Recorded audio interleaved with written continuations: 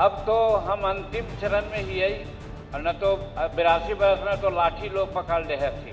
मुख्यमंत्री तोर बेटा और एक मंत्री और बेटा, माने दू बेटा तोरा मुख्यमंत्री बिहार में हो, तो ई लोग कहा थी, तो वो वजह से हम तोरा पुत्र बते मान के कहिए 10 वर्ष में अगर हम रहबै या न रहबै, ई इलाका चमक जैते। 80 वर्ष के बूढ़ा है तो अंतिम है न हड्डिया में है ताकत, जी हम करवाए।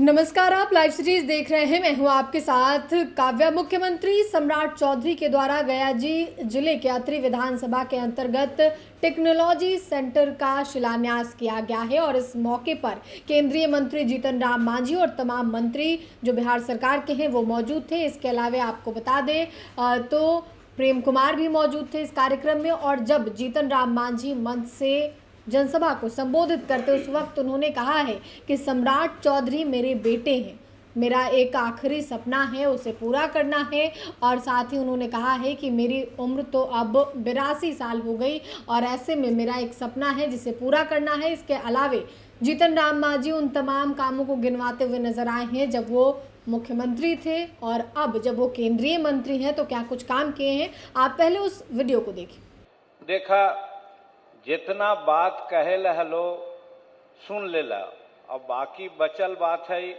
सम्राट जी माननीय बिहार सरकार के यशस्वी मुख्यमंत्री बोलते थुन, हमरा बोले ला कुछ न हो। और जे बचल खुचल हलो हमार सेक्रेटरी साहब भी बोल दिलथुन और लघु चित्र में देख लेला। यहाँ पर तो पदाधिकारी में तोहनी के मालूम हो तो कि हमार भारत सरकार के एमएसएमई के सेक्रेटरी भरत जी भी आयल हथी, विकास आयुक्त भी आयल हथी और बिहार सरकार के मुख्य सचिव हमारे प्रत्यय अमृत जी हथी। ओकर अलावे पथ निर्माण विभाग के प्रधान सचिव जी हथी और डीजीपी साहब हथी और गया जिला के प्रशासन के लोग, जिनकर अथक प्रयास से अनहोनी के होनी में परिवर्तन कर दिलथिन है। जब हम कहलिए कि यहाँ पर टेक्नोलॉजी सेंटर के शिलान्यास होते तो लोग कहलती बाप रे बाप, ई जंगलवा में कौन कैसे अतै, कैसे जैते।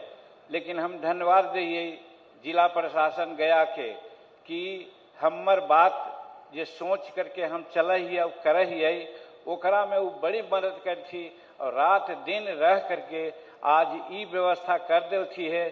केकरो विश्वास न हल, ई वजह से जिला प्रशासन के सभी साथी के सभी लोग के हम बहुत बहुत धन्यवाद दे, आभार व्यक्त करिए सम्राट चौधरी जी के कि जे हमारे एक टेलीफोन पर यहाँ आवे ला स्वीकृति दिल थी और उनके आवे से और 4 चांद लगले है।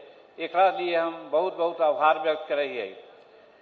भाई बंधु, देखा कहेला हमरा कुछ न हो, हमरा एगो संकल्प हलै कि अत्रि विधानसभा 40 बरस से गिरवी रखल हलै दूसर के हाथ में, वहाँ विकास के काम न होवा हलै, कुछ और दूसर काम होवा हलै जेकर चर्चा हम न करबो।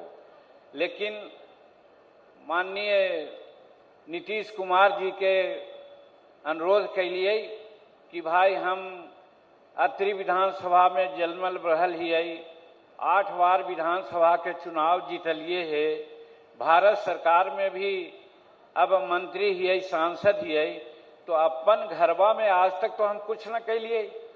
अब अत्रि हमर घर है, ई वजह से हम नीतीश कुमार के कहलिए कि भाई ई बार हमरा अत्रि विधानसभा दा, हम कुछ करके वहाँ दिखावल चाहिए।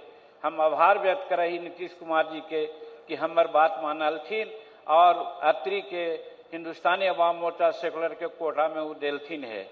और वही कड़ी में जे हम कहलिए कि हम अत्रि में कुछ करवाई, तो जैसन बात अभी सबके सुनला कि टेक्नोलॉजी सेंटर सिर्फ खियसराय के लिए ना, सिर्फ गया के लिए ना, सिर्फ मगध प्रमंडल के लिए ना, बिहार और दूसर राज्य के लिए भी एक बहुत इम्पोर्टेंट संस्था है जहां 7000 लड़का लड़की ट्रेनिंग पढ़ता थी। तो ये बड़ी बात है। तो ये अत्रि के लोग के कहल चाहिए कि जे बात तोरा से कहलियो हल तो ये तो हम गया में भी कर सकाली न जी। लेकिन हम अति यहाँ आके काहे के लिए, हमरा मनवा में यही सुख उकहाट हलै कि चला कोई मिलते, यही कलेक्टर साहब से और दूसर से हम मांगा हली जमीन, तो कहीं 5 एकड़, कहीं 10 एकड़, कहीं 12 एकड़, तो मनवा में तो हले कि हमरा के खियरसराय अत्री में करिए। यहाँ बात में अली तो मालूम होले कि यहाँ 80 एकड़ जमीन है।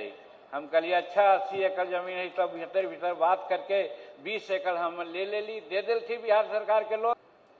धार्मिक हथी हमरा विजय बाबू, प्रेम बाबू, ई जे हमर फल्गु है, निरंजना और मुहाने मिल करके फल्गु बनले है, और ई अंतः सलीला हो गए है। सीता जी के श्राप पड़ गए एकरा कि तू सुखल रह में। तो भागीरथ जैसे गंगा लैथी हल, जीतन मांझी के मन में भी कुबुद्धि होले है कि हम काहे न एकरा सत सलीला करिए। तो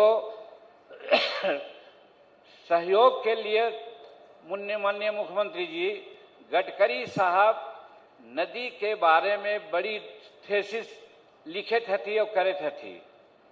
अभी नीति आयोग के बैठक के पहले जो बैठक होल भारत मंडप में, एक ही टेबल पर हमनी खाई थलिए, वो कहलथिन कि निरंजना नदी के और फल्गु नदी के पानी लावेला प्रयास हमनी करे थियो, तो 20 तारीख से 25 तारीख के बीच में आवा, हम वहाँ जेबे। और हमर प्रयास है, 2 प्रयास होते कि एगो घोड़ा घाट से हंटरगंज तक 50 किलोमीटर निरंजना है, 3 किलोमीटर अभी लोग साफ करते तो पानी बहे लगले है, और 100 किलोमीटर अगर हो जिते तो ऐसे ही फल्गु में पानी चले लगते। एकरा पर भी बात चल रही है। और दूसर बांध सागर योजना के तहत हमरा 25% पानी मिले चाहती हल, 73 में होले हल, लेकिन आज तक न होले। हम तोहरा धन्यवाद दे, तोहरा दिमाग में ही बात अलो है कि आज झारखंड सरकार और बिहार सरकार के उन योजना से 25% पानी मिले वाला है, जेकरा में कुछ झारखंड में मिलता है और कुछ बिहार में मिलता है। कहे का मतलब कि सोन नदी में इतना पानी है कि नहर निकाल करके घोड़ा घाट के नजदीक हम पानी गिराएब और बीथो के नजदीक बांध करके हम दोनों बगल नहर निकालब और एकरा हम सिंचाई करब। ई एगो हमरा स्वप्न है। और हम समझी कि रामायण में एगो बात अले है कि जा पर जिसका सत्य स्नेहू सो मिलही न कटि संदेहू। कहे का मतलब हमरा सत्य स्नेह है, ये जरूर मिलते, ऐसा हमारे विश्वास है। और तोहरा ऐसा मुख्यमंत्री मिल गलन है, जरा जब पार्लियामेंट के गैलरी में पुत्रवत लोग कहा, तो भाई हम तो तनि मनी लजा ही हो कि हम मुख्यमंत्री हती, पुत्र हम कैसे कहिए। लेकिन शकुनी बाबू हमनी के साथी हलन, हमर पार्टी के पहला अध्यक्ष हलन, ई वजह से भी हम कहियो कि जरूर हमारी स्वप्न पूरा करवा, तो समझा कि अपन पिता के हम स्वप्न पूरा करे ही। तो ई वजह से हम तोहरा से अनुरोध करियो कि एकरा ला तू कस करके प्रयास करा। और एक बात आओ कहबो, बहुत बात एने ओने कह दिलथुन, देखा ये जगह कैसन है, भले लोग ना समझालन। यहाँ से 10 किलोमीटर पर लाट के नजदीक में इंजीनियरिंग कॉलेज बन रहे, सब कोई देखल हो। वो बन रहे नालंदा में। जब हम मखदुमपुर के विधायक और मंत्री हलियाई, तो यहाँ बड़ावर में रूपवे और बड़ावर के पर्यटन स्थल और बड़ावर में पॉलिटेक्निक सेंटर के उद्घाटन कर लिया। आवाज पॉलिटेक्निक से लगे यहाँ से 5 किलोमीटर पर है, नदी के ऊपर है। और फिर ई हो रहे है, एक बाद मगध इंजीनियरिंग कॉलेज है। कहे का मतलब कि 15 किलोमीटर के अंदर ये एजुकेशनल हब होवे जाए थे। 10 वर्ष में अगर हम रहबे या न रहबे, ये इलाका चमक जैते। लोग कहते थे कि हाँ साहब ये इलाका है।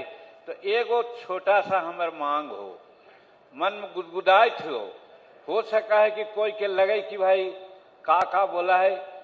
अजी जब जमीन खोजे लगलिए तो न मिल, तो ये 80 एकड़ जमीन यहाँ पर है, तो 20 एकड़ जमीन तो एकरा में मिल गई। बाकी कितना होल, 60 एकड़ ना, मैथमेटिक्स कम जाना ही हो। तो 60 एकड़ में अंतर्राष्ट्रीय स्टेडियम बन सका है। एकरा लिए हम भारत सरकार से मदद कर रहे, तो हनी सब एकरा में मदद करबू। भारत सरकार से भी हम कहबे ये 80 बरस के बूढ़ा ही है तो अंतिम है ना हड्डिया में है ताकत जी, हम करवाए, नरेंद्र मोदी जी से बात करवाए।